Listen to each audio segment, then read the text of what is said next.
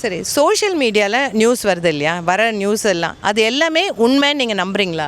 ஆமாம், சில பொய்யும் இருக்குது. ஜஸ்ட் அவங்க டிஆர்பி ஏற்றுறதுக்காகவும் சில பேர் பண்ணுறாங்க. அது உண்மைன்னு சொல்ல முடியாது. கொஞ்சம் உண்மை இருக்கும், ஆனால் கொஞ்சம் அவங்க எக்ஸ்ட்ராவாக அது பண்ணுறது தான். உண்மை அவ்வளோவா கிடையாது.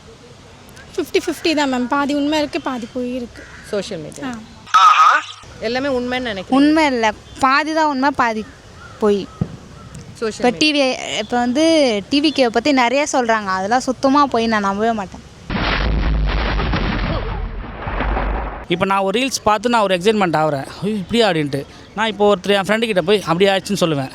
ஆனால் அதுக்கு பின்னாடி என்ன நடக்கும், அது உண்மையாக பொய்யான்னு எனக்கு தெரியாது. அதை நான் ஷேர் பண்ணும்போது அது உண்மையாக இருக்க பட்சத்தில் ஓகே ஃபைன்.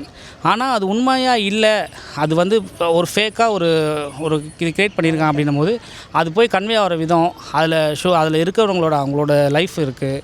ஸோ அதெல்லாம் வந்து ஸ்பாயில் ஆகுது.